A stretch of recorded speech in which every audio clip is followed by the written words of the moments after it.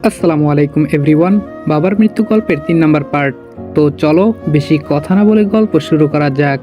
মেয়েগুলো চলে যেতেই আমি গালিবের মাথায় একটা চাটি মারলাম। গালিব বলল, মারলি কেন? আমি বললাম, এত গাধা কেন তুই? আর একটু হলেই তো কেস খাইয়ে দিচ্ছিলি। গালিব বলল, আরে বেটা, মুন্নি আপুকে দেখলে এমনিতেই ডিপ্রেশনে পড়ে যাই। আমি বললাম, মুন্নি আবার কে?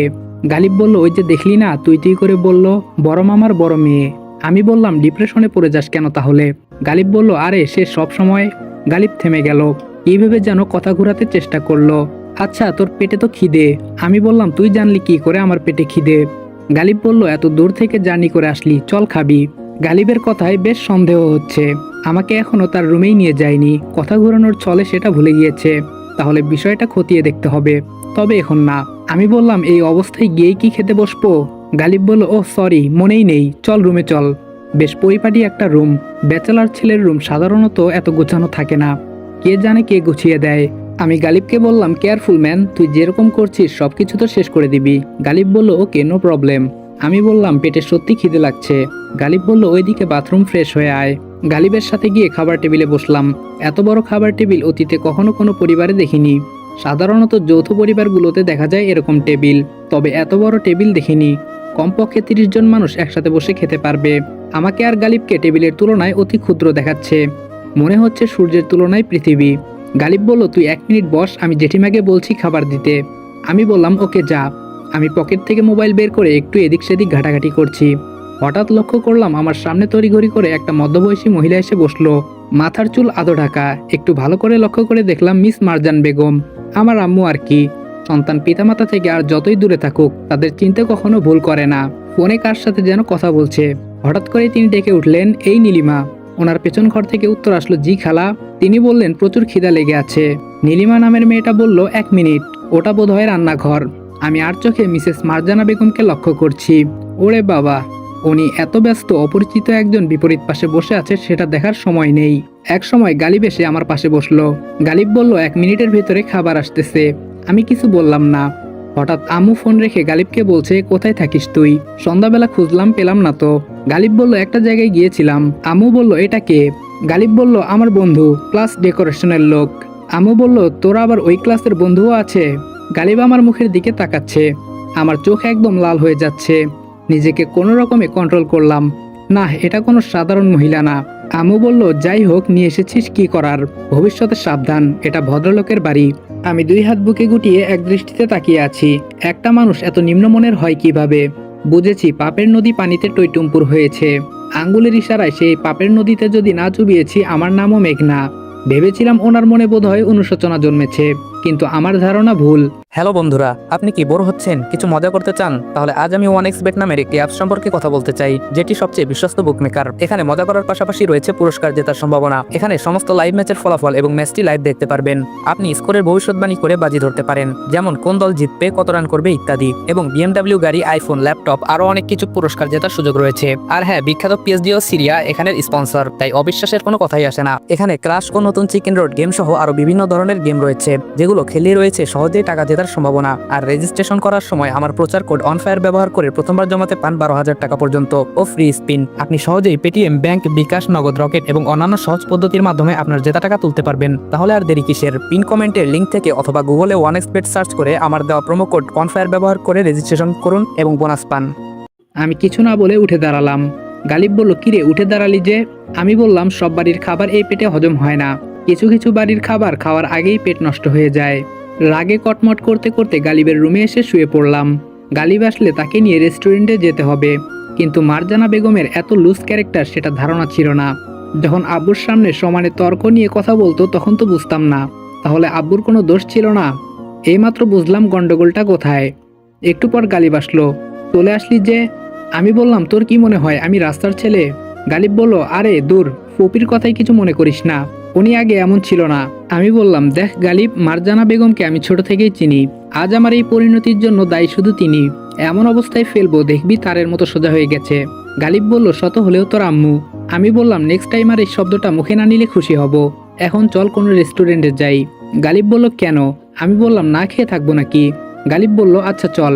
রুম থেকে বের হলাম। একটু দূরে যেতেই প্রথমের সেই মেয়েটা সামনে পড়ল। গালিবকে হাতের ইশারায় কি যেন বলছে। এবার একটু থমকে দাঁড়ালাম। মেয়েটা বোধহয় বোবা। গালিব আমার দিকে বারবার তাকাচ্ছে কেন সঠিক বুঝতে পারলাম না। মেয়েটা বিষণ্ণ মনে চলে গেল। আমি এবার গালিবকে বললাম, কে এটা? গালিব বলল, তরি। মুহূর্তের মাঝে পুরো শরীরে শিহরণ বয়ে গেল। এটা তরি ছিল। নিজের অজান্তেই চোখ দুটো অশ্রুতে ভরে গেল। কোনো রকম নিজেকে শান্ত করলাম, করুণ কণ্ঠে বললাম, তরি বোবা? গালিব বলল, জন্মগত, তুই জানিস না? আমি বললাম, আরে না, যে সময় আব্বু আম্মুর বিচ্ছেদ হয় তখন তরি 4 মাসের শিশু ছিল। গালিব বলল, বলিস কি? এত ছোট বাচ্চা কোলে থাকতে তাদের কিভাবে বিচ্ছেদ হলো? আমি বললাম, ওরা মানুষের কাতারে পড়ে নাকি? একটু আগে কি বললো দেখলি না? গালিব বলল, অবশ্য ঠিক ধরেছিস, ফুপির ব্যবহার একটু উগ্র টাইপের, তবে। আমি বললাম, এই চরিত্রে তবে বলে কোনো শব্দ নেই। আমি ওনাকে আগে থেকেই চিনি। হাঁটতে হাঁটতে বাড়ির বাইরে চলে আসলাম।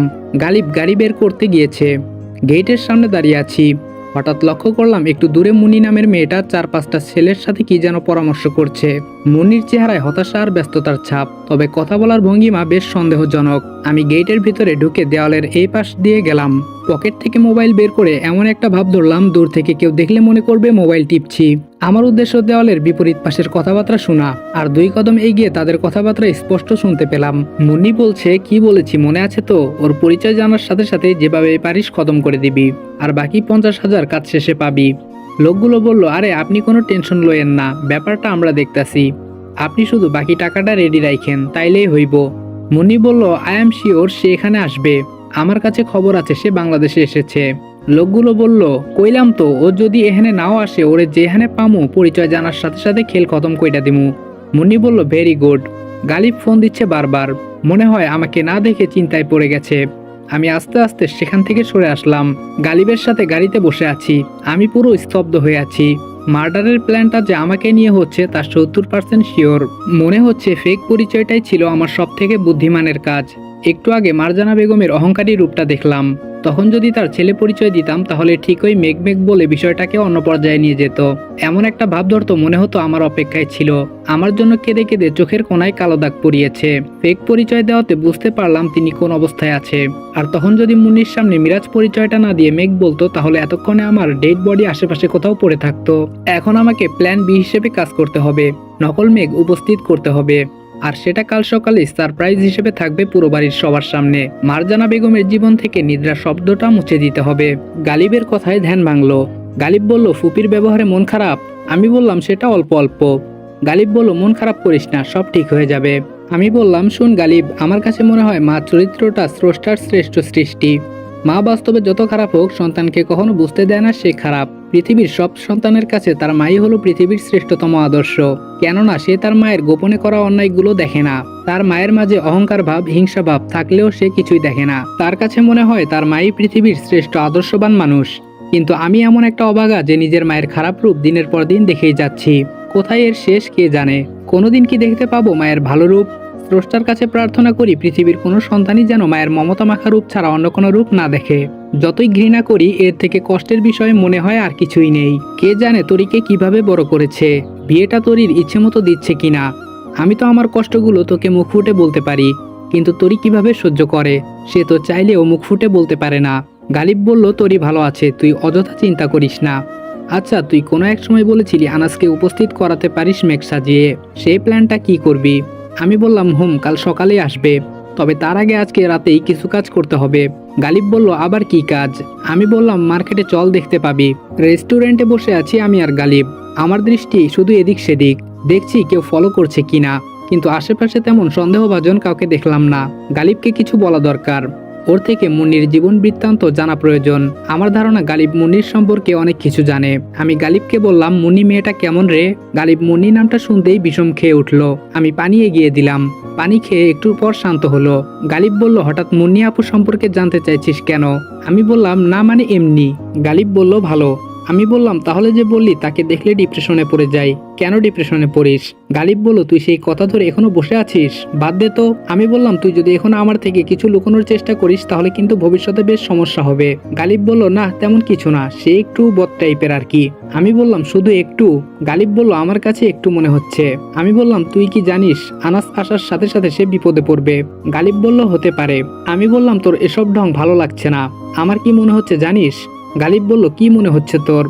আমি বললাম তুই কোনো দিক দিয়ে মুন্নির কাছে আটকা পড়ে আছিস। গালিব একটু নড়ে চড়ে বসলো। আরে ধুর, আমি মুন্নির কাছে ধরা থাকবো কেন? আমি বললাম সেটা তুই ভালো জানিস, পরে যদি শুনি কিছু তাহলে তোর খবর আছে। গালিব বলল তখন দেখা যাবে।